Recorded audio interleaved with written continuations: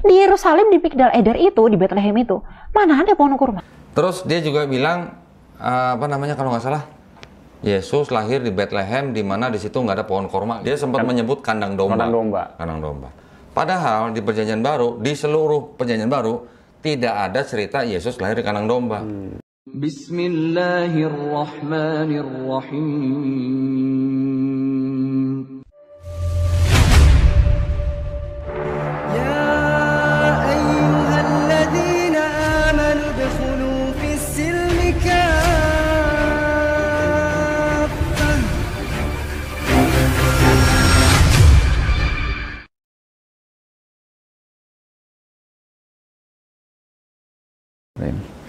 Assalamualaikum warahmatullahi wabarakatuh, Ko Dondi. Siap. Waalaikumsalam warahmatullahi wabarakatuh. Berarti kali kedua saya menginterogasi Ko Dondi ini, insya Allah. Interogasi, gue tertuduh.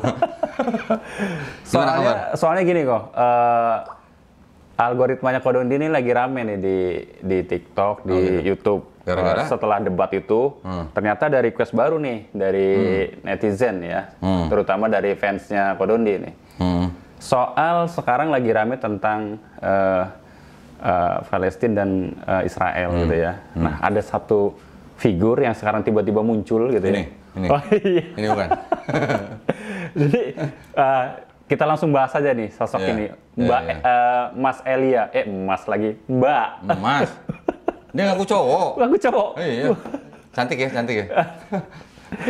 biar fansnya Ko Dondi aja yang menilai ya. Oh iya. Jadi ini saya juga belum selesai nonton sebenarnya. Tapi melihat review dan komentar-komentarnya itu beberapa selain tentang sejarah yang dia bahas ya, yang menurut saya itu banyak misinformasinya ya. Karena beberapa juga banyak yang membantah beliau ini. Nah, ini juga dia membahas tentang kaitannya dengan agama nih. Nah, ini kita pengen minta penjelasan dari Ko Dondi nih. Kira-kira mana nih yang akan Ko Dondi akan koreksi? Ya. Tapi selain dia juga Ustadz Felixio juga diundang kan ya? Diundang juga. Siapa? Dr. Richard Lee. Iya, jadi dia dulu dari pihak Kristen ceritanya kan. Nah, Dr. Richard Lee ngundang lagi dari pihak Islam.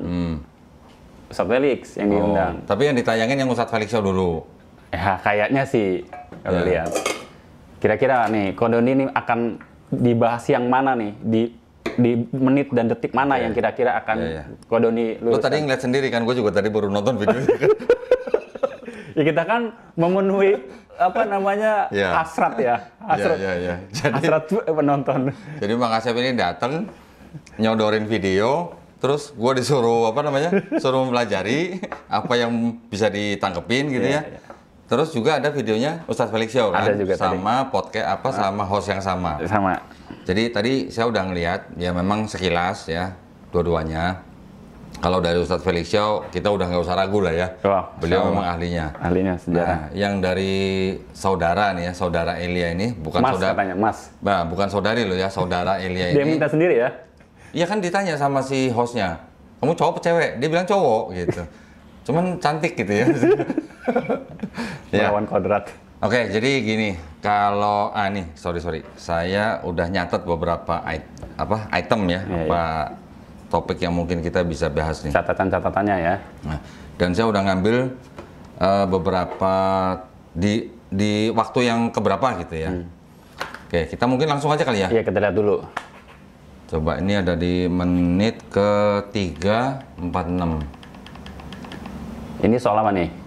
Nah, kita dengerin dulu. Maksudnya sebenarnya gini, kalau kita berbicara tentang konflik Israel dan Palestina, kita tuh nggak boleh bawa sentimen agama. Tidak boleh bawa sentimen agama.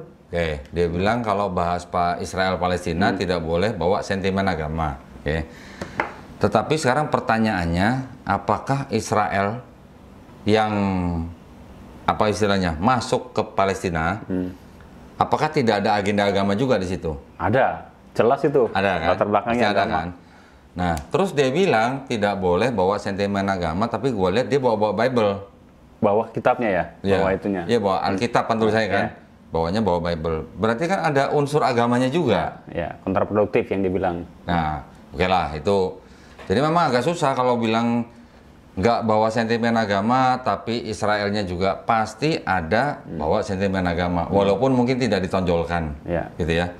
Karena biar bagaimanapun orang-orang Yahudi yang masuk ke Palestina itu, mereka juga bawa ideologi bahwa itu adalah tanah mereka berdasarkan kitab mereka. Berarti ada dong sentimen agamanya dong, ya dong. Tanah yang dia janjikan. Nah, walaupun di dalam Yahudi sendiri itu tidak semuanya setuju. Ya, di dalam Yahudi ini kan banyak kelompok kan. Tidak semua kelompok di dalam Yahudi itu setuju bahwa Israel harus mendirikan negara, maksud gua. Nah, itu kan kalau nggak salah dia juga sebut-sebut Natura Carte kalau nggak salah ya. Itu adalah bagian dari kelompok Yahudi yang tidak setuju Israel mendirikan agama karena belum waktunya. Gitu. Mereka menganggap bahwa pendirian negara Israel itu harus menunggu perintah Tuhan gitu. Nah, siapa orang Yahudi yang mengaku menerima perintah Tuhan untuk mendirikan negara Israel? Gue belum pernah dengar. Gue belum pernah dengar. Dan orang-orang kelompok Yahudi yang menolak itu bilang bahwa mereka memang sudah harus istilahnya terdiaspora atau tersebar kemana-mana. Dan di dalam keyakinan mereka harus mentaati pemerintah di tempat di mana mereka tinggal, gitu ya. Itu adalah keyakinan orang-orang kelompok yang tidak setuju didirikan negara Israel. Terus tapi ada kelompok lain yang mungkin yang diprakarsai oleh Theodor Herzl, yang dengan paham Zionismenya itu kan mereka harus mempunyai negara karena mereka merasa dipersekusi di mana-mana, ya dengan segala macam intriknya, melalui politik, melalui ekonomi, akhirnya mereka berhasil mendirikan negara Israel tahun 1948 dengan bantuan Inggris, PBB, Amerika gitu kan. Ini yang harus kita pahami dulu. Nah, di video ini kalau nggak salah Elia juga ada menceritakan sedikit tentang sejarah. Ada beberapa poin yang saya tangkap. Kalau mengenai yang sejarah di luar kekristenannya mungkin ada betulnya. Tetapi yang waktu dia ngomong-ngomong masalah Raja Mesias itu, yang mengenai Yesus itu, malah ada yang menggelitik saya gitu, dengan kitabnya dia juga gitu. Oke. Nah, itu gimana tuh? Kita tonton ya, Coba. kita tonton ya. Setelah di 346 kita lihat di 426. Coba itu berapa? Itu 418 ya? Iya. Nah ini, coba. Salah besar. Jadi Karena Kita Alkitab, mundurin dulu. Kita mundurin dulu. Oke. teman-teman Kristen itu akan mikir bahwa kalau misalnya Elia Miron itu bawa sejarahnya dari Alkitab, oh berarti itu versi Kristen. Itu salah besar. Jadi Karena Alkitab ini bukan tulisan yang metahistoris. Metahistoris itu artinya Alkitab itu didasarkan pada pandangan teologis semata, tapi tidak bisa dibuktikan secara historis. oke. Israel itu sebagai sebuah bangsa itu sudah dibawa oleh Musa di dalam Torahnya itu. Jadi perjanjian lama kita ini itu sama dengan tanahnya orang Yahudi. Oke. Nah, Oke. jadi perjanjian Sampai sini dulu. Oke. Ini Lanjut, dia gimana? bilang PL-nya dia sama dengan tanahnya Yahudi. Ini justru yang kalau dipelajari, kita nggak usah pelajari dari dokumennya siapa, dokumen yang bangsa Yahudi sendiri atau yang Kristen sendiri, yang di luar aja, yang di luar. Mempelajarinya itu mereka bisa tahu bahwa PL-nya PL-nya Kristen itu adalah hasil apa namanya? Kalau boleh dibilang evolusi, boleh lah karena cukup panjang jaraknya. Adalah hasil evolusi dari tanahnya Yahudi, tapi yang sudah dirubah-rubah. Perubahannya apa? Gue udah sering kan bikin konten kan. Jadi PL-nya Kristen itu mau pakai peraga nggak? Boleh. Biar meyakinkan gitu kan, dia juga pakai peraga soalnya. Oh dia pakai peraga ya? Jadi gue harus pakai peraga ya? Kalau ngomong pakai peraga emang lebih enak sih sebenarnya. Biar makin nampol gitu kan datanya. Kodon ini kan terkenal dengan data, nggak pakai asumsi. Jadi gue harus pakai peraga supaya yang nonton juga paham apa yang dia maksud gitu ya. Jadi gini, yang disebut dengan tanah itu ini. Ini tanah. Nah ini tanah. Tanah itu singkatan Torah, Nevi'im, Ketuvim. Ya. Torah itu adalah yang disebut dengan Pentateuch. Pentateuch adalah 5 kitab Musa. Kejadian, Keluaran, Imamat, Bilangan, Ulangan. Yang Nevi'im itu adalah kitab nabi-nabi. ada nabi besar, ada nabi kecil, Yesaya, Yeremia, Yeskiel, nabi-nabi kecil ada Hagai, Maleaki, apa macam-macam lah. Terus kemudian yang disebut Ketuvim adalah tulisan-tulisan dari orang-orang bijak, termasuk juga para nabi.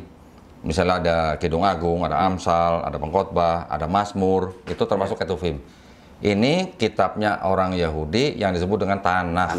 Oke, ini dalam bahasa Ibrani. Disusun kira-kira 450 sebelum Masehi. 400 kira-kira lah ya. Jadi di abad ke-5 sebelum Masehi. Ibrani ya? Ya. Dari Ibrani ini kemudian diterjemahkan 2 kali nih.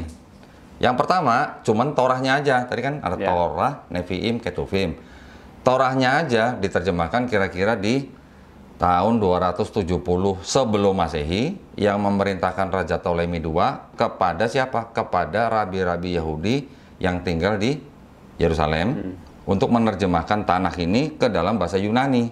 Jadi rabi-rabi ini adalah rabi-rabi yang multibahasa. Mereka bisa bahasa Ibrani, mereka juga bisa bahasa Yunani karena pada waktu itu kan di bawah penguasaan Yunani. Dari semenjak Alexander Agung menguasai banyak daerah di Mediterranean itu, Yerusalem itu termasuk bagian dari penguasaan Yunani, termasuk di Mesir. Nah di Mesir ada dinasti namanya dinasti Ptolemy. Dinasti Ptolemy ini adalah dinasti bonekanya Yunani. Gitulah.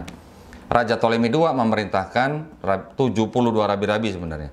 72 rabi-rabi untuk menerjemahkan ini menjadi ke bahasa Yunani, menjadi ini nih Septuaginta. Ya. Nah, setelah Torah baru diterjemahkan lagi yang Nevi'im dan Ketuvim itu oleh orang-orang Yahudi yang sedang ada di Alexandria, Mesir. Orang-orang Yahudi ini orang-orang Yahudi yang mana? Ya, orang-orang Yahudi yang memang juga bisa 2 bahasa, tetapi karena mereka lama tinggal di daerah Mesir, itu kan pasti ada yang namanya pengaruh Helenisme. Yunani. Helenisme adalah budaya yang dibawa oleh Yunani. Pada saat mereka menguasai daerah-daerah di Mediterania itu, pasti dong selain bawa tentara juga pasti bawa misi budayanya dong. Misi gitu ya. Misi lah. Ya kayak Belanda waktu masuk Indonesia juga gitu kan. Jadi orang-orang Yahudi yang sudah terpapar oleh Helenisme, yaitu paham dari Yunani kuno menjadi ini.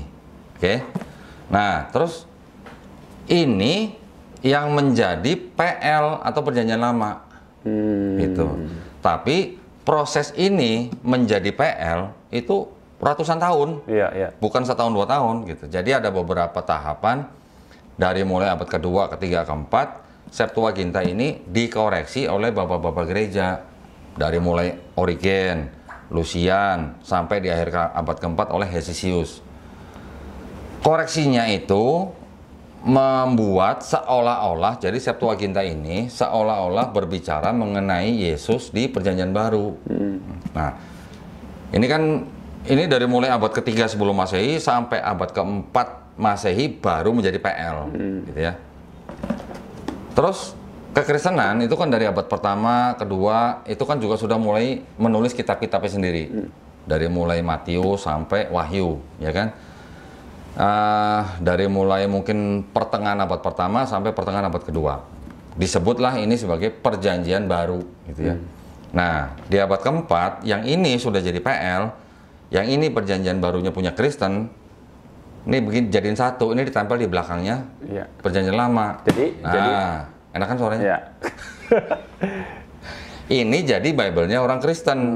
Digabung jadi satu tuh ya. Jadi kalau tadi Elia bilang PL-nya dia sama dengan tanahnya Yahudi, sama dari mana gitu loh? Karena yang ini sudah direvisi di segala macam ya. Dimodifikasi lah. Bapak-bapak gereja tadi. Nah, jadi seolah-olah yang ini berbicara mengenai Yesus di sini. Gitu. Jadi tidak sama. Sudah jauh ya ini situ ya. Pertanyaannya, apakah orang-orang Yahudi yang punya ini mengakui yang ini? Jadi kalau orang Yahudi dikasih ini, suruh baca, suruh percaya, sama mereka ini dibuang ke tempat sampah. Jadi nggak diakui. Ya, itu ya saya menanggapi pernyataan dia. Ini saya ngomong bukan dari kacamata Muslim, enggak. Ini dari sejarah. Silakan cek dari sumber-sumber yang akademisi lah, yang akademis ya, bahwa kalau dia bilang PL-nya sama dengan tanah, itu justru yang salah besar. Oke, ya. Lanjut ya. Ya. Terus, tadi PL tanah salah besar. Terus kemudian 00930. Ya, ini kan karena kita udah tandain ya. Ya. Menit ke 9.30.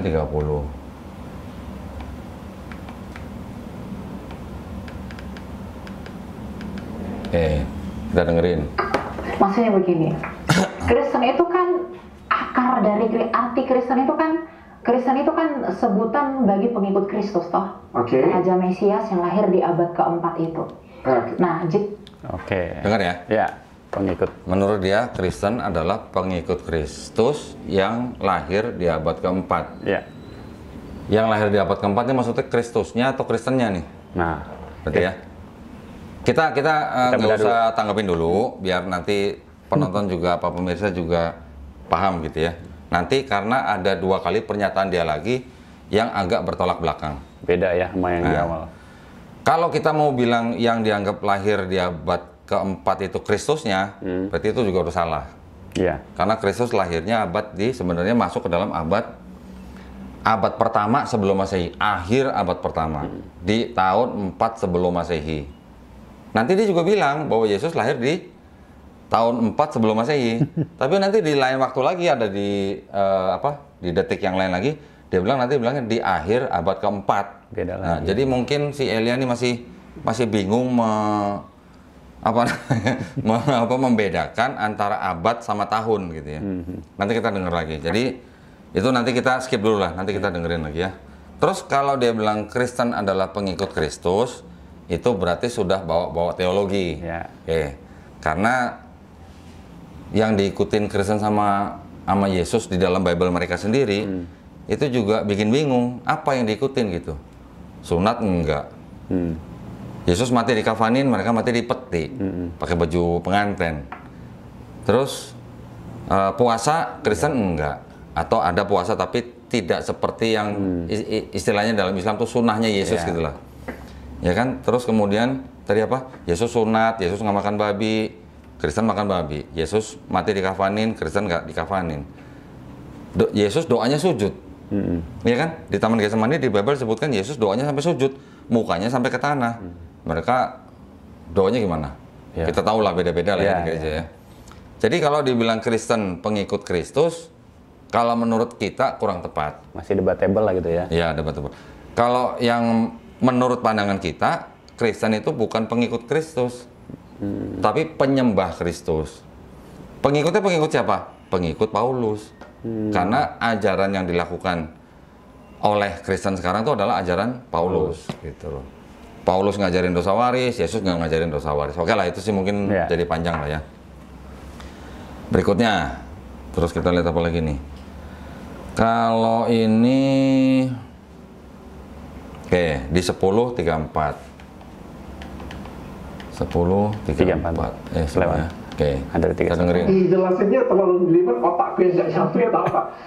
Yesus itu adalah orang Yahudi. Yesus orang Yahudi karena dia adalah keturunan Yehuda secara khusus. Makanya di dalam Berarti kita juga adalah orang Yahudi. Nah, blunder. Oke. Kalau dibilang Yesus adalah keturunan Yehuda, sama orang-orang Yahudi diketawain. Iya. Ya, karena kan di dalam Bible sendiri diceritakan bahwa Yesus bukan anak kandung Yusuf. Gitu kan? Kalau bukan anak kandung Yusuf, bagaimana bisa mengklaim bahwa Yesus keturunan Yehuda gitu loh. Karena di dalam tradisi Yahudi, untuk menentukan seseorang itu termasuk orang Yahudi atau Yahudi bukan, itu dari darah ibunya. Tapi kalau untuk menentukan sukunya, itu harus dari darah ayahnya. Gitu. Jadi karena Yesus bukan anak kandung Yusuf, maka tidak bisa diklaim dari Yehuda gitu. Yang dia maksud Yehuda itu adalah anak keempat dari Nabi Yakub, ya, atau yang disebut dengan Israel. Kita lanjut lagi. Terus di ya, dokter suku dari menit ke berapa nih? Yang ini kelewat di 15.22. Nah, ini yang tadi mengenai Yesus yang lahir di tahun 4 sebelum Masehi. 15.22. Nah, atau dari sini lah, dari 15 lah. Nah, kemudian ketika dikuasai dinasti Makabe, kemudian berlanjut ke penjajahan Roma. Oke. lahirlah Raja Mesias, yaitu Kristus pada tahun 4 sebelum Masehi. Oke. Kalau dia Dia bilang disebut sebagai- Yesus lahir di tahun 4 sebelum Masehi, itu betul. Tapi kalau yang tadi yang pertama kan, Ya. yang Kristus lahir di abad keempat sebelum Masehi, nah itu salah. Tapi nanti setelah ini ada lagi, nanti dia ngomong di akhir abad keempat nih. Beda lagi, ya. ya. Kita dengerin ya. Oke, sebentar di 1638. 1638. Oke, ini. Orang-orang pengikut Kristus tadi yang disebut Mesihiyim sama orang Ibrani. Tetapi di gereja Yerusalem itu dipimpin oleh Rasul Yakobus, saudara Kristus. Nah, ini adalah orang-orang Yahudi yang berdarah Yahudi. Tapi yang di Antioquia itu yang berdarah non-Yahudi. Tetapi tidak masalah mereka hidup berdampingan. Kenapa? Karena bagi orang Yahudi, meskipun Torah 613 misfot itu tidak berlaku bagi. Oke lah, itu ini nah. Tadi yang saya perhatiin dia bilang orang-orang pengikut Kristus, ya kan? Kristusnya kan udah nggak ada nih pada saat itu, karena Kristen pertama kali yang disebut di Antioquia itu adalah Yesus sudah nggak ada gitu lah. Tadi kembali lagi sebenarnya mengenai pengikut Kristus ya. Ya. Jadi itu oke lah, debatable lah. Terus kalau yang dia bilang tadi ada yang Yahudi yang di Yerusalem, ada Yahudi yang di Antioquia, tapi yang di Antioquia ini adalah orang-orang yang sebenarnya non-Yahudi. Ya. Ini kan memang semuanya adalah disebut Kristen karena sudah ada ajaran Paulus. Sebelum ada ajaran Paulus, apakah ada terpecah menjadi dua seperti ini? Gitu ya. Itu hal lain lah sebenarnya. Oke, sekarang kita lihat lagi di 2540. 2540. Nah ini ya. Bahwa kami harus kembali ke Yerusalem. Makanya orang Israel atau orang Yahudi yang berdiaspora itu selalu rindu untuk kembali ke Yerusalem. Karena dalam semangat mereka, Yerusalem itu segala-galanya, Sion itu segala-galanya bagi orang Israel. Oke, ini saya mau bicara gini. Jadi di awal-awal kalau nggak salah dia sempat menyebutkan ada yang namanya kelompok Zelot namanya. Zelot itu adalah salah satu kelompok di dalam Yahudi selain Saduki, Eseni, dan Farisi. Jadi ada 4. Sebenarnya ada 5 sih. Ada Saduki, Eseni, Zelot, Farisi, ada satu lagi sebenarnya Samaritan. Samaritan. Samaritan ini memang kelompok yang sangat-sangat kecil dan dipercaya mereka adalah orang-orang yang tidak ikut dalam pembuangan Babel. Nah kalau yang Zelot ini memang orang-orang yang bisa disebut untuk orang Romawi itu adalah pemberontak. Karena mereka adalah artinya itu fanatik gitu loh, yang setia banget gitu. Kalau yang Farisi, ini adalah orang-orang yang melakukan hukum-hukum Taurat. Bisa apa saja, bisa orang-orang awam, bisa orang-orang biasa gitu. Kalau yang Eseni, ini yang tidak mau ngurusin duniawi, mereka memisahkan diri gitu. Kalau yang Saduki, ini orang-orang yang bisa berinteraksi dengan yang disebut dengan penjajah Romawi. Nah, yang Saduki udah hilang, yang Eseni juga udah hilang. Yang Zelot juga sebenarnya boleh dibilang ya tidak terlihat aksinya sampai pada waktu Kristen itu timbul. Tetapi yang lebih pengaruh sebenarnya adalah yang Farisi. Paulus kan orang Farisi ngakunya, ya. Kalau salah satu murid Yesus yang dari Zelot itu kalau nggak salah Simon apa Yudas gitulah, itu juga dari Zelot. Nah, kalau dia bilang, saya pernah menangkap dia ngomong Zelot itu mirip dengan Zionis. Mungkin kalau dalam arti semangat untuk mempertahankan negaranya, mungkin dia benar. Tetapi konteksnya pada zaman itu disebut Zelot dan konteksnya pada saat di akhir abad ke-19 timbul Zionisme, ini sebenarnya sesuatu yang berbeda. Kalau Zelot ya memang pada zaman itu mereka di bawah penguasaan Romawi. Tapi kalau Zionis ini adalah kelompok yang memang mereka ingin mempunyai negara sendiri karena mereka tidak mau dipersekusi oleh negara di tempat mana mereka tinggal gitu loh. Kan di dalam kitab mereka juga disebut ada bukit namanya Bukit Sion gitu loh. Nah jadi agak berbeda, nggak bisa disamain secara kultur dan sejarah gitu, nggak bisa. Oke. Terus kita lanjut lagi di menit ke berapa nih? Ini menit berapa sekarang? 25.40 tadi ya. kan? 25 ya.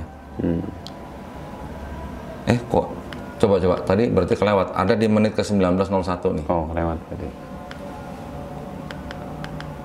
Nah ini. Kita dengar lagi nih. Abad keberapa Tuhan Yesus lahir? Abad keempat sebelum Abad Masehi. keempat sebelum Iya, Masehi. beda lagi. Dengar ya? Iya. Yesus lahir abad keempat sebelum Masehi. Nah itu udah ngaco berarti.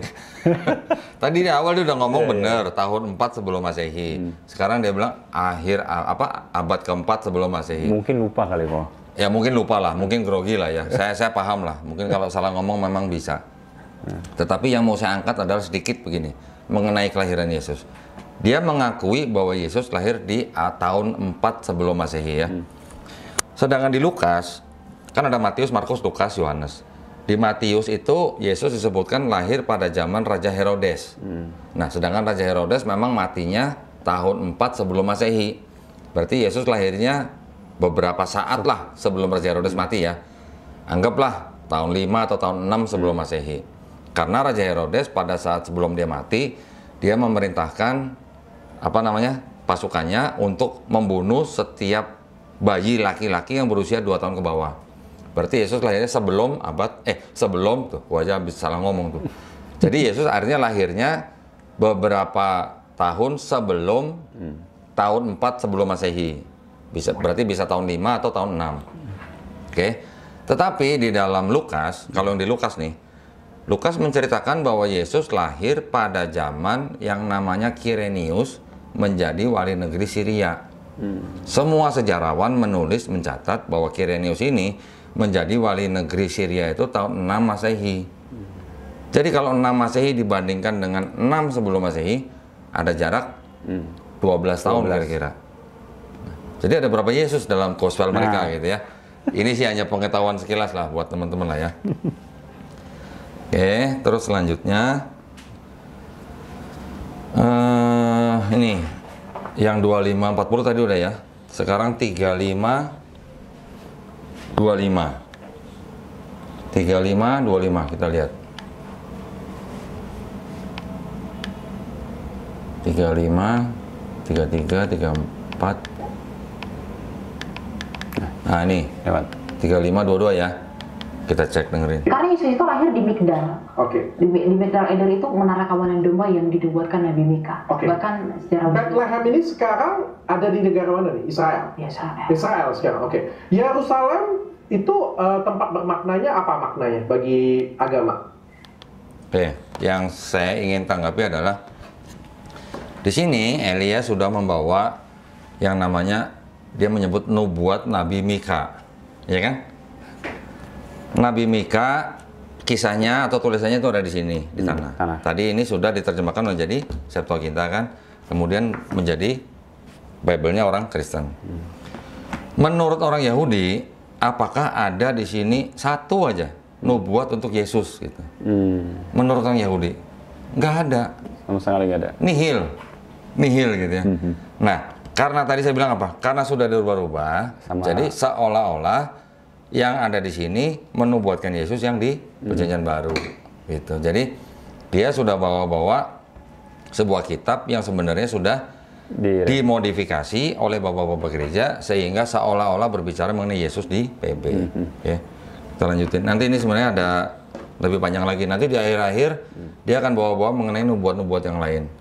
Sekarang kita buka di 42:18.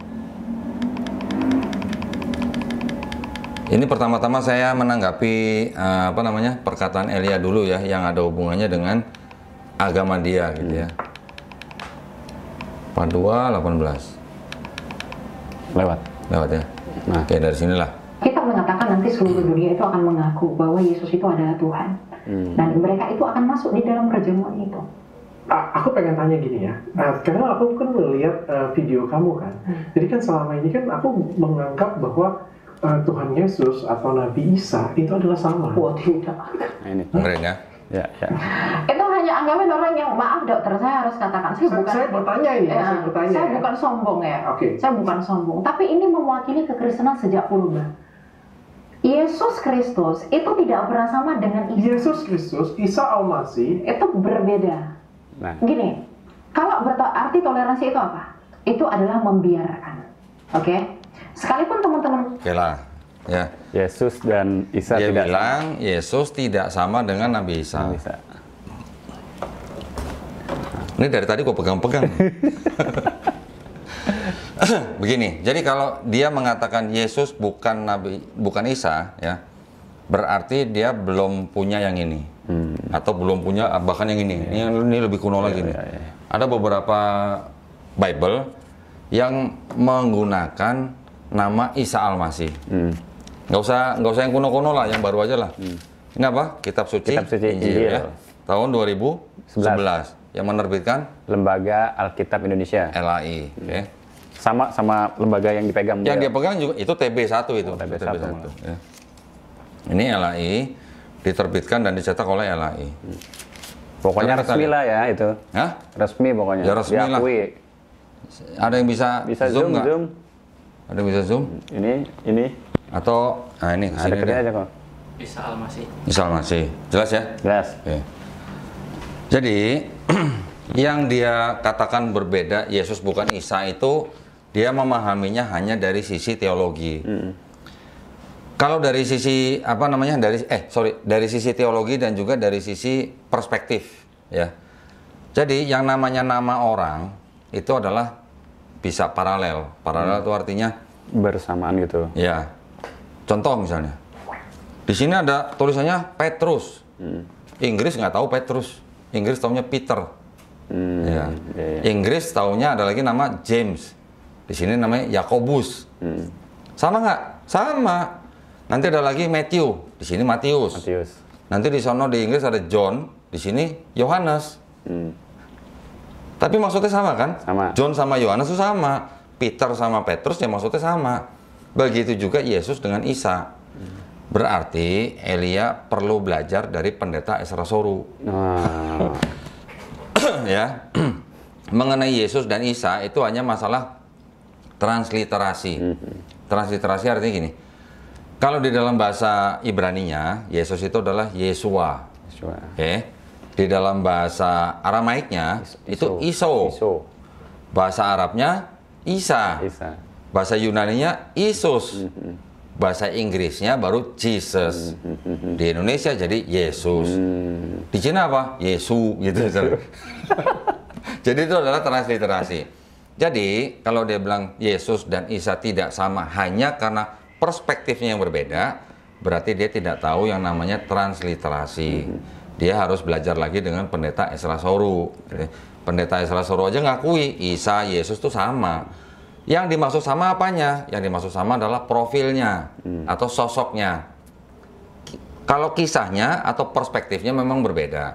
Di situ juga diceritakan bahwa kalau Isa di Islam itu lahir di bawah pohon korma. Iya. Kalau di Kristen lahir di dia sempat menyebut kandang domba. Kandang domba. Kandang domba. Padahal di Perjanjian Baru, di seluruh Perjanjian Baru tidak ada cerita Yesus lahir di kandang domba. Hanya ada kata-kata di Yesus ditaruh di palungan. Iya. Kalau palungan sama mereka dikonotasikan lahirnya di kandang domba gitu. Karena ada palung. Padahal nggak ada kata-kata Yesus di sini lahir di kandang domba, nggak ada. Malah kalau yang di Lukas itu di penginapan, gitu ya. Jadi itu mungkin kurang literasi atau kurang belajar lah. Iya. Saya menyarankan hubungin pendeta Ezra Soru untuk Iya. nanya Yesus sama Isa itu sama atau enggak gitu ya. Jadi di Bible-nya mereka sendiri mereka juga pakai Isa Al-Masih. Jadi Yesus Kristus dan Isa Al-Masih itu adalah sosoknya sama, tetapi dipahami dan dikisahkan Dengan sudut pandang yang berbeda. dengan sudut pandang yang berbeda. Iya. Kristen begini ceritanya, Yesus begini, Isa begini ceritanya. Ya itu kan nggak masalah. Namanya perspektif ya. Kan bisa aja begini. Ini ada sosok satu namanya Asep. Gue taunya Asep tuh begini misalnya. Iya. Nanti ada orang lain yang tahu Asep dengan Menceritakan saya perspektif beda. yang berbeda. Ya kan nggak masalah. Ya kan? Orangnya sama sebenarnya. Orangnya sama gitu. Iya. Ya sama tadi seperti Peter, Petrus, Iya. John, Yohanes, kan sama orangnya. Iya, iya. Oke. David, Daud gitu ya. David, Daud, nah gitu. Jadi itu hanya paralelisasi nama, paralel gitu lah. Memang kalau nama memang seharusnya tidak diterjemahkan. Ya itu memang zaman dulu ya. Ya. Tapi kalau zaman sekarang, Asep ke Amerika ya akan tetap harus panggil Asep. Asep sedunia. insya Allah. Asep sedunia. Tapi apakah orang Amerika bisa ngomong seperti orang kita Asep gitu? Susah. A-ship gitu, A-ship nanti gitu. tulis begitu kan. Nah itu bedanya gitu ya. Ini juga buat edukasi aja. Oke. Terus dia juga bilang apa namanya kalau nggak salah, Yesus lahir di Bethlehem, di mana di situ nggak ada pohon korma. Di Yerusalem, di Migdal Eder itu, di Bethlehem itu, mana ada pohon kurma? Gitu. Iya, itu dibahas itu viral tuh. Nah. Ternyata ada pohon kurma di sana. Ada yang namanya daerah Timur Tengah itu ada pohon korma. Nah dia nggak tahu yang namanya kota Yeriko. Kota Yeriko di Perjanjian Lama di kitabnya orang Yahudi itu disebutkan bahwa kota Yeriko adalah kota korma. Penghasil kurma banyak. Nah, Ya. kalau di Islam kita bagaimana di Quran? Kan Maryam diperintahkan untuk ke arah mana? Ke arah timur. Ke arah timur. Yeriko itu timurnya Yerusalem. Ya, dan di Yeriko tuh memang banyak pohon korma. Di situ juga ada tanah yang rendah. Ya, ya. Nah, Maryam lahir di situ dibantu oleh malaikat Jibril alaihissalam. Ya, itu di Yeriko tuh memang kota korma. Di Bible disebutin Yeriko kota korma. Mau gue cariin nih ada nih. Sebentar. Jadi mungkin nih kurang literasi atau gimana ya? Kurang sakofah kalau dalam Islam. Sebentar. Di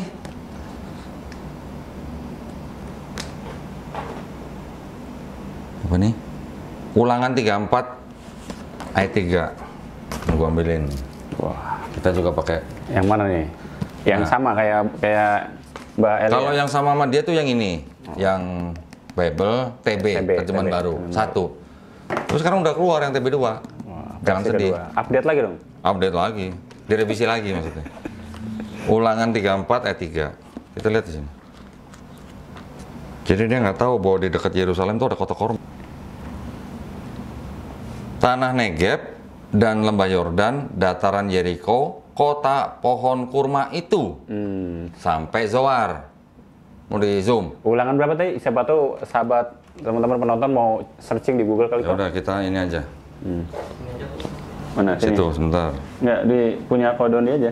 Sama Ya, yang kodon punya dia. gua. Nih, ulangan 34 Ulangan 34 ayat 3 nih ayat ya. 3. Ulangan 34 ayat 3. Nih, kebaca nggak?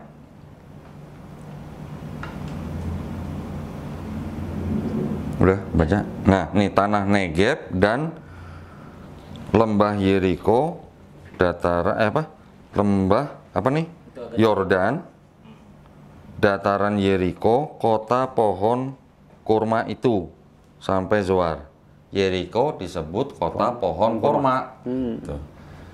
Dibilangnya nggak ada kurma. Ya kalau Bethlehem memang bukan Yeriko. Ya. Tetapi di daerah sekitar Yerusalem itu ada sebuah kota namanya kota Yeriko yang disebut dengan kota pohon kurma. Ya, dan di Quran disebutkan bahwa Maryam memang diperintahkan untuk ke timur. Timur.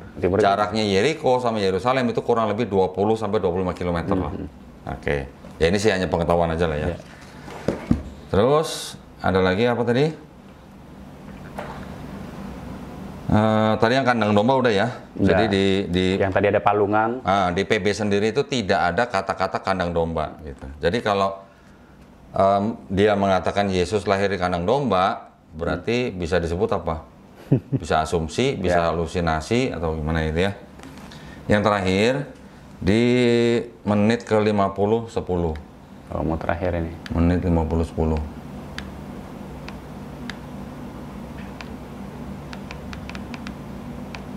Nah, Oke, ini ya. lihat. Dari 52 lah kita lihat Kita ya. harus lakukan supaya mereka ini bisa berdamai. Mungkin nggak sih berdamai masih? Orang Kristen ya, Ya. ini orang Kristen ya. Kita nggak bisa ngelakuin apa-apa. Karena perang-perang ini itu adalah bagian dari penutupan Alkitab. Nubuatan itu harus selesai. Nubuatan sudah pernah terjadi. Ketika Yesus itu harus mati di kayu salib, terpaku tangannya, dia dianggap penjahat, dia tak berdosa, itu disalibkan. Kemudian juga Yesus itu harus di tengah penjahat persis. Yesus harus mengucapkan Eli, Eli lama sabachthani. Itu telah dinubuatkan 600 tahun sebelum itu terjadi. Dinubuatkan ya. Sudah tertulis. Nubuat. Sudah tertulis. itu terkait nubuatan untuk Yesus di Yesaya 53 dan juga Mazmur 22. Bahwa inilah Mesias yang sejati, bahwa dia harus seperti ini. Jadi dia bawa-bawa nubuat gitu kan. Tadi juga dia udah sebutkan ada dinubuatkan oleh Nabi Mika. Sekarang dia mengatakan ada Yesaya 53 dan Mazmur 22. Mazmur 22 tadi. Sekarang kita lihat dari perspektifnya Yahudi dengan kitabnya mereka, yang boleh dibilang mereka sendiri yang punya otoritas dong. Kalau Quran yang berhak menafsirkan siapa? Ya kita kan. Islam kan? Orang Muslim dong. Kalau kitabnya Tanakh yang berhak menafsirkan siapa? Ya orang Yahudi. Orang Yahudi. Nah, kalau PB yang berhak menafsirkan? Ya orang Kristen. Mbak Eli. Tetapi PB ini kan tidak bisa berdiri sendiri. Dia harus ada ini. Dia harus ditempelkan dengan terjemahannya kitab orang Yahudi direvisi. Yang sudah direvisi oleh bapak-bapak gereja. Udah pinter tuh. Jadi kalau menurut orang Yahudi, apakah di kitabnya mereka, di kitab Tanakh ini ada nubuat untuk Mesias yang bernama Yesua? Ya, atau Iso, atau Isa, atau Yesus, atau Jesus lah. Menurut Yahudi sama sekali tidak ada, nol. Nihil gitulah. Kalau dia bilang Yesaya 53 itu ditafsirkan oleh ulama-ulama Yahudi, itu bukan untuk siapa-siapa kecuali untuk bangsa Israel sendiri. Kalau yang dia sebut nanti ada Mazmur 22, itu juga bukan untuk Yesus, tetapi itu adalah keluh kesahnya Nabi Daud yang sedang dikhianati orang-orang dekatnya. Jadi nggak ada hubungannya sama Yesus gitu loh. Tapi kalau dalam sini seolah-olah berbicara mengenai Yesus. Nah sekarang dengan posisi yang seperti ini, apakah bisa dikatakan bahwa PL-nya mereka sama dengan Tanakh? Jauh berbeda gitu loh. Paham ya sampai sini ya? Jadi kalau menurut saya apa yang dikatakan oleh Elia di sini ini murni adalah teologinya dia. Murni teologi dari Kristen. Dia tadi juga kan mengatakan bahwa toleransi itu membiarkan. Ya kita juga harus membiarkan. Yang kita lakukan di sini adalah mengklarifikasi. Saya di sini kan nggak cuma belajar Quran aja, saya juga belajar Judaisme. Di dalam Judaisme pandangannya bagaimana? Ternyata menurut Judaisme Yesus itu bukan Mesias yang dijanjikan gitu. Jadi Mesias yang dijanjikan di dalam kitabnya orang Judaisme itu adalah bukan Mesias yang Tuhan itu turun sendiri jadi manusia gitu, itu bukan. Karena di dalam kitab Yahudi atau Judaisme ini mereka sangat yakin bahwa Tuhan itu bukan manusia, Tuhan itu bukan anak manusia gitu. Ya. Dan juga yang namanya Mesias itu adalah nanti akan datang pada waktu di dunia ini sudah nggak ada perang. Lah zaman sekarang masih banyak perang. Bagaimana bisa dikatakan Yesus itu adalah Mesias yang dijanjikan gitu? Itu sudah tidak sama dengan perspektifnya orang Yahudi di sini. Tetapi kalau mereka kan mengklaim bahwa Yesus itu adalah Mesias yang dijanjikan di sini. Karena istilahnya ada teologi-teologi yang mungkin berasal dari luar. Nanti mungkin saya bisa ceritakan sedikit dari sejarahnya bangsa Israel itu sendiri. Kita tahu yang disebut dengan Bani Israel. Bani Israel itu adalah kan keturunan Nabi Yakub alaihissalam. Nabi Yakub ini kan diberikan gelar Israel atau Israel. 12 suku Israel itu yang tadinya memang lahirnya di tanah yang disebut dengan tanah Kanaan itu, setelah Yusuf dijual ke Mesir oleh saudara sendiri, kemudian malah Yusuf menjadi pejabat di Mesir. Terus kemudian keluarganya Yusuf ini diboyong ke Mesir. Mereka beranak pinak malah jadi budak bangsa Mesir gitu kan. Nah, setelah itu kan mereka baru dikeluarkan oleh Nabi Musa alaihissalam, dengan mukjizatnya gitulah ya. Tetapi yang harus kita perhatikan begini, selama ratusan tahun, kurang lebih sekitar 400 tahun, bangsa Israel di Mesir itu hidup di bawah penguasaan bangsa Mesir kan. Nah, bangsa Mesir ini apa agamanya atau kepercayaannya apa? Pagan kan. Mereka mempercayai dewa-dewa. Betul kan? Banyak mereka mempercayai dewa-dewa lah. Nanti ada Osiris, ada Horus, ada Ra, segala macam. Berarti kira-kira ada nggak orang Israel yang selama hidup di Mesir beranak pinak sekian ratus tahun, Ada nggak kira-kira yang berasimilasi dengan orang Mesir? Pasti ada dong. Berasimilasi, Oh, kawin mengkawinkan. apa namanya, kawin silang gitu ya? Ya, asimilasi lah. Pasti ada kan? Ada. Berarti ada kemungkinan nggak sebagian daripada orang-orang Israel ini sudah terpapar oleh ajaran pagan? Terkontaminasi gitu. Terkontaminasi. Ya, ya. Ada dong? Ada. Pasti ada dong, Ada. ya kan? Bukti di dalam Quran kan juga disebutkan bahwa yang membuat patung sapi berhala siapa? Ya. Musa, Samiri. Betul? Kata Samiri sendiri itu kalau kita belajar dari ahli-ahli bahasa, kata Samiri itu sebenarnya artinya juga orang asing. Orang asing ini adalah yang dimaksud adalah orang Mesir yang mungkin sudah menikah atau mempunyai keluarga dengan orang Israel, ngikut Exodus gitu loh. Karena dia sudah terbiasa menyembah patung-patung, dialah yang membuat patung pada waktu bangsa Israel keluar dari Mesir. Pada waktu menunggu Nabi Musa menerima Taurat. Membawa budaya yang lama. Membawa budaya pagan. Jadi tidak tertutup kemungkinan atau besar kemungkinan malah sebagian daripada orang-orang Israel yang keluar dari Mesir ini adalah orang-orang yang sudah terpapar budaya pagan. Itu ya, baru dari situ. Ya. Setelah mereka bertahun-tahun dalam perjalanan menuju ke tanah Kanaan, sampai akhirnya masuk ke tanah Kanaan, mereka menjadi 12 suku yang dipimpin oleh hakim-hakim. Terus kemudian akhirnya mereka minta raja, nggak mau hakim-hakim, diangkatlah Raja Saul yang disebut ya dalam Bible. Raja Saul kemudian digantikan Raja Daud, kemudian Raja Salomo, dan seterusnya. Setelah Raja Salomo meninggal, baru kerajaan Israel terpecah menjadi dua. Israel Utara, Israel Selatan. Yang Israel Utara ini 10 suku. Yang Selatan ini hanya suku Yehuda dan Benyamin. Nah, kemudian yang utara dikuasai oleh bangsa Assyria. Assyria pagan bukan? Pagan. Kemudian Babilonia masuk. Babilonia juga pagan. Ya, di Babilonia ada siapa? Ada Tamrus, ada Namrus, ada Semiramis. Itu trinitas pertama tuh di dunia tuh. Okay. Ada 3 dewanya. Nah, jadi mereka memang sudah terbiasa menyembah Tuhan-Tuhan yang triad gitu. Begitu Babilonia masuk ke Israel, Assyria dikalahkan. Yang Israel ini mau yang utara mau selatan semuanya dieksodus ke Babilonia. Tapi ada sekelompok kecil yang dianggap tidak ikut ke pembuangan itu, yaitu kaum Samaritan. Kaum Samaritan ini dipercaya dia adalah keturunan daripada Nabi Yusuf alaihissalam. Nah, ini yang mereka menganggap dirinya atau kelompoknya sebagai orang-orang penjaga Taurat. Nah, jadi Taurat yang dipegang oleh Samaritan ini dengan Taurat yang dipegang oleh orang-orang Israel pada umumnya, itu di dalamnya itu ada kira-kira 6.000 perbedaan. Banyak ya. Itu ada bukunya. Ya. Itu. Apa judulnya? Diambil lagi peraganya. Ini dalam bahasa Ibraninya nih. The Torah, Jewish and Samaritan versions compared, artinya dibandingkan. Ini dua-duanya dalam bahasa Ibrani nih. Kalau yang di sininya ada tanda baca, ya, ini berarti punya yang Jewish Judea atau yang Yerusalem. Kalau yang masih gundul begini, tidak ada tanda baca, inilah yang dianggap sebagai Tauratnya orang Samaritan. Dari mulai Kejadian, Keluaran, Imamat, Bilangan, Ulangan, itu di dalam satu buku ini dibandingkan dan ada 6.000 perbedaan.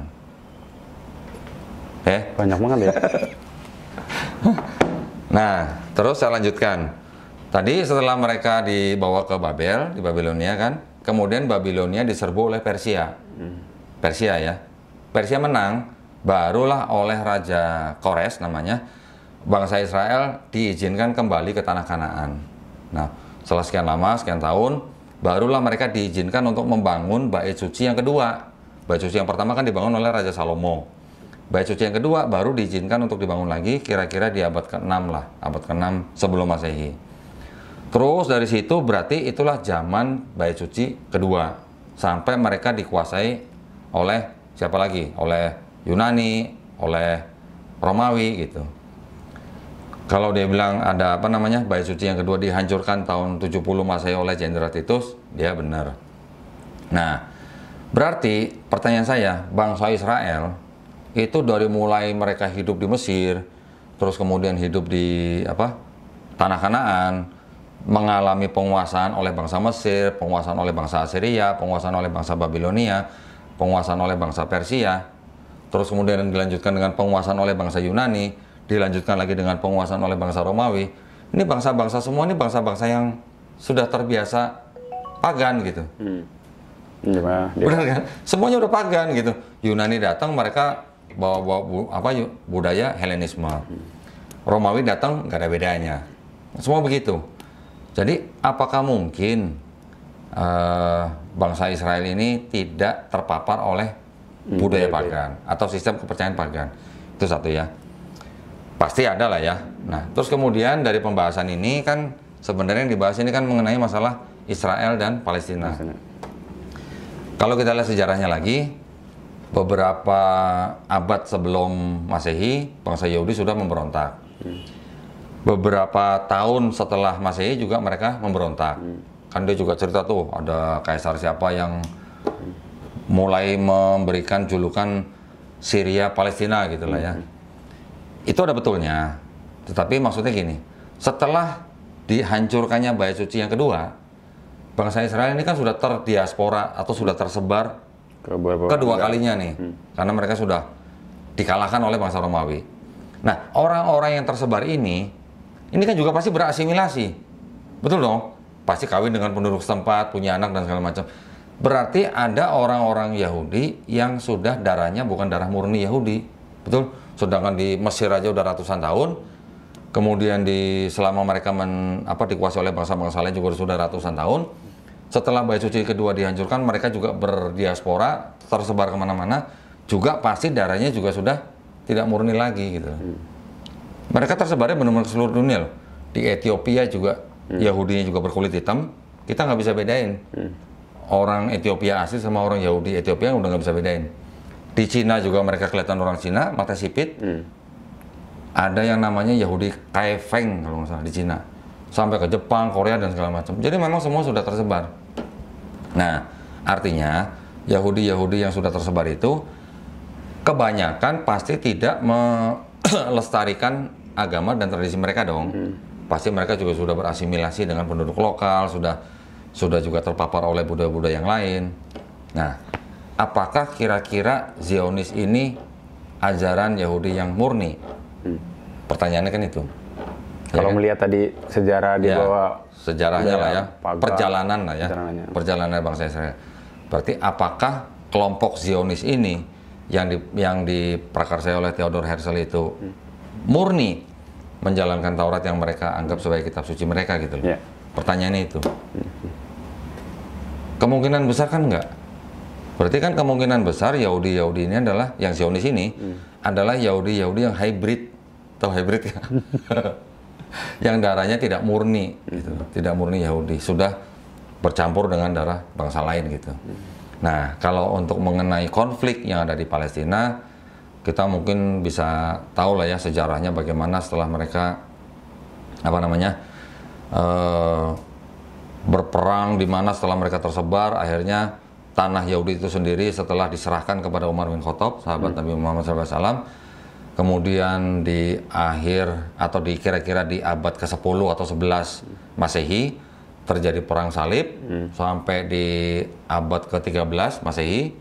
Kemudian ada lagi perjalanan sampai akhirnya Theodor Herzl mencoba membeli tanah di Palestina dari Kesultanan Ottoman ya, dari Sultan Abdul Hamid, tidak diberikan, sampai akhirnya apa? Mereka ini kan sudah sekian lama tinggal di negara orang, tetapi kan ya mungkin karena mereka juga pintar, mereka bisa menguasai apa? Ekonomi. Dengan ekonomi akhirnya kan mereka bisa mempengaruhi pemerintahan atau politik. Nah, karena mereka sudah berkuasa di dalam hal ekonomi dan politik, mereka itu yang mengatur supaya mereka bisa kembali ke negara Israel dengan apa namanya? Dengan ideologi Zionis itu tadi gitu loh. Ada Inggris, ada Amerika, kemudian menggunakan juga tangan PBB. Nah, sedangkan PBB ini buatan siapa kita juga tahu lah. Buatan mereka. Nah, jadi setelah mereka sudah berhasil masuk ke tanah Palestina itu, malah sama PBB diakui sebagai negara, Palestinanya malah nggak diakuin, kan pasti konflik terus kalau begitu. Ya, namanya sekarang rumah kita didudukin sama orang lain, masa kita mau diam aja? Awalnya kita menerima tamu kita dengan tangan terbuka, tetapi setelah mereka beranak pinak, mereka bisa menjadi malah jadi pemerintahan yang mengatur kita yang sebagai tuan rumah, gimana sih? Ya pasti konflik lah gitu. Ya. Jadi ya kalau mau dibilang tidak ada sentimen agama, tidak juga. Dibilang ada sentimen agama, ya sudah pasti ada sentimen agamanya di situ gitu, karena orang-orang Yahudi yang masuk ke tanah Palestina itu juga di belakangnya mereka ada agenda sentimen agama gitu loh. Walaupun ada kelompok mereka yang lain menganggap bahwa itu tindakan yang salah karena belum waktunya gitu mendirikan negara Israel. Nggak ada orang yang mengaku diberitahu sama Tuhan kan sudah waktunya kan. Ini hanya orang-orang Zionis ini bisa dianggap begini, orang-orang Yahudi yang ingin mempercepat apa namanya, nubuatan gitu loh. Nubuat yang ada di ininya. Nah, jadi yang dianggap Mesias akan datang gitu lah. Jadi mereka juga mempercepat, ada yang namanya kalau nggak salah kan ada sapi merah. Nah, mereka sampai membuat apa? Pesta-pesta yang usaha seperti membuat ada sapi merah gitu-gitulah. Kelompok yang lain menganggap itu salah, itu belum waktunya gitu loh. Nah, jadi kita juga bisa ambil apa namanya, benang merahnya begini. Kalau kita ngelihat dari sejarah-sejarah seperti ini dari kitab-kitab mereka nih, jadi sebenarnya boleh dikatakan Kristen itu adalah sempalan Yahudi gitu loh, sempalan Yudaisme. Kalau lihat dari kitab-kitab tadi. Iya dong, nah kan karena ini berasal dari sini, tapi yang ini kan sudah dirubah-rubah. Tapi ini nggak mengakui ini. Nah iya, makanya jadi sempalan. Iya. Sempalan artinya kitab awalnya satu ini, walaupun ini sama ini bedanya 6.000 ya. Tapi dari sini sudah berubah menjadi ini, digabung dengan ini, dan ini sudah berubah-ubah. Jadi perspektif yang aslinya sudah berbeda dengan perspektif yang baru. Gitu. Boleh dibilang sempalan dong berarti dong? Ya. Gitu ya. Karena kan kekristenan juga yang mendirikan siapa? Ya orang-orang Yahudi juga. Tetapi orang-orang Yahudi yang tidak sama perspektifnya dengan yang ini. Gitu. Kira-kira mencakup nggak semua dari yang dia ini? Jadi kan sebenarnya kalau kita kan melihat videonya Mbak Eli ini kan lihat dari perspektif Kodondi ya. Beda dengan mungkin kalau teman-teman lihat di channel-channel lain atau video-video lain melihat dari perspektif sejarah seperti yang Dr. Richard Lee mengundang Ustadz Felix Show. Mungkin teman-teman kalau melihat dari perspektif sejarahnya melihat di episode dengan Ustadz Felix Show ya, itu dibahas lengkap. Nah kalau dengan Kodondi ini membahas tentang tadi karena beliau membawa Alkitab dan menyinggung tentang agama ya. Dan kalau menurut saya sih insya Allah sudah mencakup kok. Cuman permasalahannya kan begini, ini soal konflik sebenarnya. Kita bukan konflik sebenarnya, tapi sebenarnya genosida yang dilakukan oleh Israel. Nah ini kan dia bilang ya kita nggak bakal damai karena satu sama lain saling mematikan kan gitu ya. Nah ini sebenarnya kalimat beliau ini bahaya, saling mematikan. Padahal dari pihak Gaza ya, Hamas sendiri bukan ini, dia kan membela diri. Seperti tadi Kodondi bilang, orang dirampok, ya masa nggak membela diri kan gitu ya. Ya kalau kita ngelihat runtutan sejarahnya, sebelum tanah Kanaan itu diduduki oleh orang Israel, kan sudah ada bangsa yang sebelumnya. Ya walaupun bangsa itu udah kepunah, tapi kan pasti sudah ada yang menduduki lagi sebelum bangsa Israel itu masuk. Kalau mereka hanya berdasarkan kepada yang namanya tanah yang dijanjikan, ya kalau yang tanah dijanjikan gimana ya? Itu kan berarti kan klaim satu pihak. Nah, jadi kalau kita melihat sejarahnya lagi kan, apa bisa kitab suci dijadikan pijakan untuk mendirikan negara gitu? Kira-kira bisa nggak? Iya. Gitulah kira-kira lah. Ya, padahal tanah itu sudah diduduki atau dikuasai oleh beberapa bangsa, nggak cuma satu gitu. Ini sudah menguasai, ganti ini sudah menguasai, ini ganti ini, sudah beberapa kali. Gitu. Jadi pada waktu akhirnya kelompok Zionis ini berhasil ya dengan cara mereka melalui jalur ekonomi, melalui jalur pemikiran, melalui jalur politik, yang akhirnya bisa memanfaatkan orang-orang pemerintah Inggris, Amerika, bahkan sampai PBB, sekutunya lah ya, sampai mereka bisa diakui menjadi negara. Berarti kan ada sesuatu yang nggak adil juga. Kenapa kalau PBB mengakui negara Israel, kenapa PBB tidak mengakui negara Palestina? Gitu loh. Berarti kalau sudah begini kan ini udah politik. Karena Israel itu anak kandung dari PBB, Amerika dan Inggris. bisa juga memang Yahudi yang berada di balik ketiganya Ya. itu gitu loh. Gitu. Nah, sekarang orang-orang kaya Yahudi yang di Amerika atau di Inggris kan mereka mau menjatuhkan satu negara kecil pun kan mudah gitu loh. Ya, dulu ingat waktu kita lagi krisis moneter kan, Iya. mereka mau menghancurkan satu negara, Argentina waktu itu kalau nggak salah. Iya. Itu mudah buat orang-orang yang berkuasa di Amerika gitu. Kalau nggak salah siapa? George Soros ya. Pernah dengar nggak? Yang apa? Jadi Krismon besar-besaran. Iya, George Soros kalau nggak salah. Kalau nggak salah. Ya itu kurang lebihnya begitulah. Penguasa-penguasa ini kan ya, mereka adalah Ya. dari Yahudi ya. Ya, Otomatis ya mereka bisa menggunakan kekuasaannya. Punya pengaruh. Mungkin saja juga negara-negara Muslim di Timur Tengah sekarang diam juga bisa jadi karena pengaruh mereka juga. Nah, sekarang kita lihat aja negara-negara Islam di Timur Tengah. Ya. Kan menjadi negara kecil-kecil.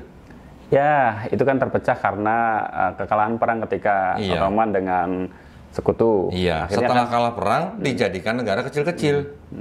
Kenapa dijadikan negara kecil-kecil? ya supaya tidak bersatu. Nah itu supaya tidak bersatu dan supaya mudah Ya. dikendalikan atau supaya mudah Ya. diadu domba gitu. Nah, iya karena dijadikan kecil-kecil lalu pemimpin-pemimpinnya di bawah tekanan mereka, Iya. ya kan? Nah. Gitu. Jadi ya memang tidak mudah ya kalau mau membicarakan konflik di Palestina ini memang tidak mudah, benar-benar tidak mudah. Karena ya yang mendirikan kan kita tahu siapa gitu loh. Ya. Yang mendirikan siapa, yang meresmikan siapa, yang mengakui siapa, Ya. Ya. ya sudah bisa dibilang ini penjajahan sebenarnya. Ya. Dan satu yang agak saya bikin menggelitik dengan kalimat beliau itu, dia bilang gini, kita tidak boleh memihak salah satu pihak. Kalau kita memihak salah satu pihak, ini perang akan terus terjadi.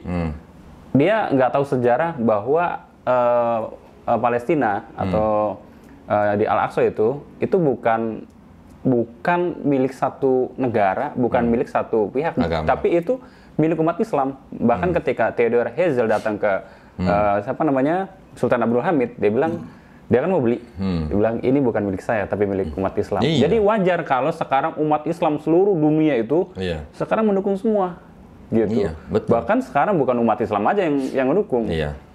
Kita Nah. lihat di tempat-tempat lain, kan? Iya, jadi ya kita harus paham juga yang namanya apa ya, namanya sejarah itu kan kita juga harus melihat. Kita nggak usah bawa agama dulu deh. Ini Secara ini ya, secara logika iya, gitu misalnya. secara ini Nalar secara aja. kemanusiaan lah, secara peradaban gitu lah.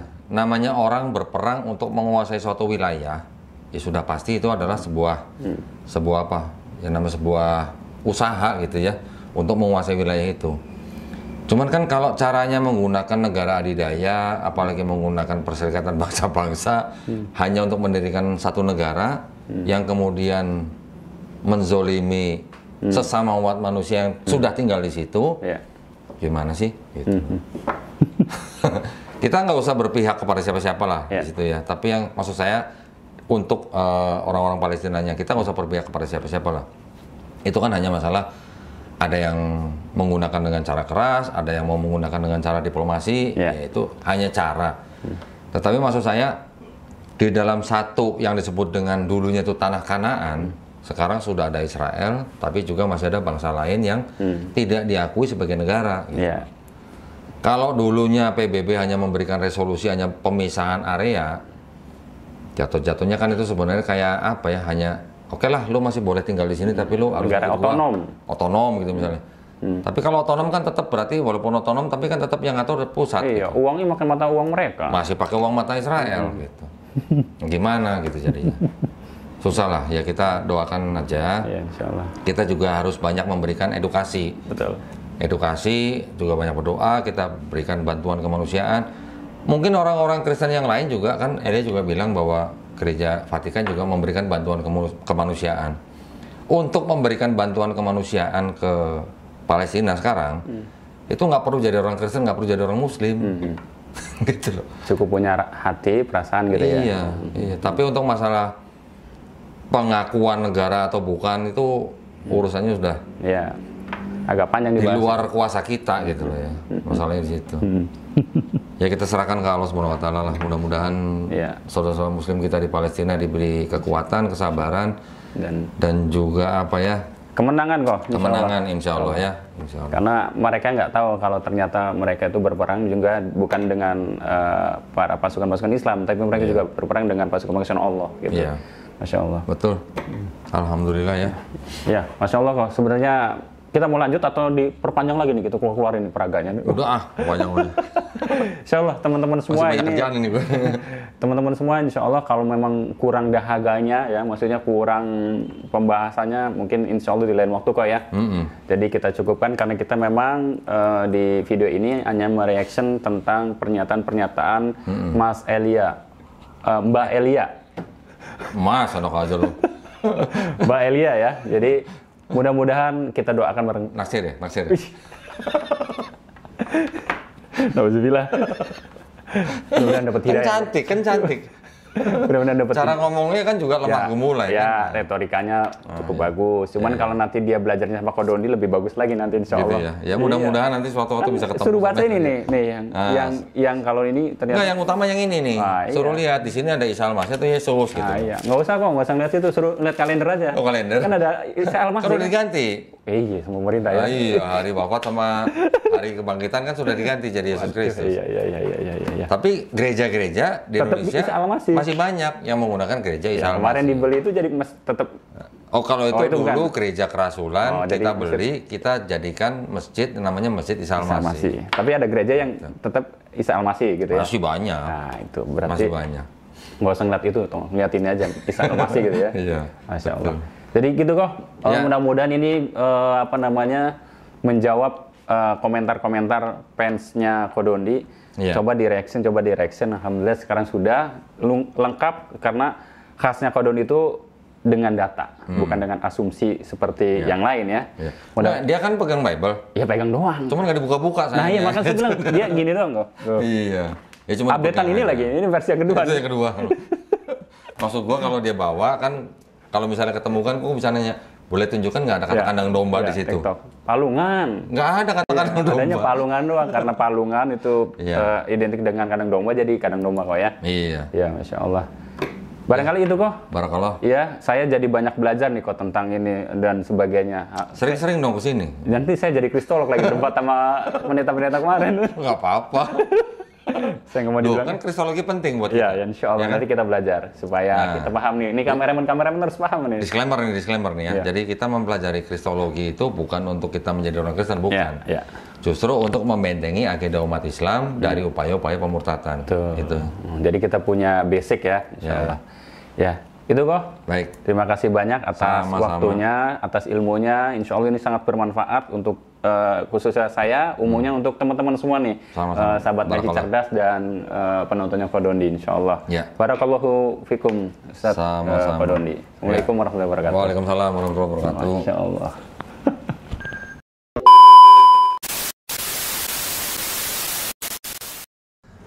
Bismillahirrahmanirrahim. Assalamualaikum warahmatullahi wabarakatuh. Ya, kembali lagi ya teman-teman sekalian yang dirahmati oleh Allah Subhanahu wa taala. Bersama dengan saya Hendriko Santoso selaku narasumber di Ngaji Cerdas, mencerdaskan umat. Nah, teman-teman di sini ada produk bagus nih. Namanya Sultan Parfum. Parfum para perindu surga. Nah, di sini ada 4 macam produk nih. Yang pertama, parfum dengan aroma Raudhah. Parfum dengan aroma Hajar Aswad, parfum dengan aroma kasturi, dan yang keempat adalah parfum aroma 2000 bunga. Nah, kalau teman-teman sekalian sedang umroh, lalu pulang ke tanah air dan rindu dengan suasana di Masjidil Haram maupun di Masjidil Nabawi atau di Mekah dan Madinah, teman-teman bisa beli nih Sultan Parfum dengan aroma-aroma yang menyesuaikan dengan suasana di Mekah ataupun Madinah. Nah, selain teman-teman beli parfum ini, nanti teman-teman dapat bonus gratisannya juga. Apa aja sih teman-teman gratisannya? Nih, yang pertama nanti teman-teman dapat kitab atau buku saku zikir pagi dan petang sesuai dengan sunnah. Nah, yang kedua, teman-teman nanti dapat gratis tasbih nih. Wah, lucu banget ya, imut nih. Bisa dibawa kemana-mana. Yang ketiga, nanti teman-teman dapat juga nih kertas untuk bagaimana sih parfum ini digunakan untuk saat suasana apa aja. Di sini udah dijelasnya teman-teman semua. Nah, jadi teman-teman jangan lupa nih dibeli, informasinya ada di sini nih. Nah, dengan teman-teman membeli produk parfum Sultan ini, teman-teman sama saja dengan membantu operasional dakwahnya channel YouTube Ngaji Cerdas. Nah, luar biasa kan? Dengan harga berapa teman-teman sekalian? Cukup dengan 90 ribuan saja, teman-teman sudah bisa dapatkan ini semua nih. Masya Allah ya. Ini semua nih, semua teman-teman bisa dapatkan hanya dengan 90 ribuan rupiah. Teman-teman juga sudah termasuk membantu operasional dakwah, support channel YouTube Ngaji Cerdas. Nah, luar biasa kan? Nah, jadi tunggu apa lagi teman-teman ya? Segera hubungi di sini nih, di link yang tertera di bawah ini ya. Terima kasih ya teman-teman sudah menonton. Assalamualaikum warahmatullahi wabarakatuh.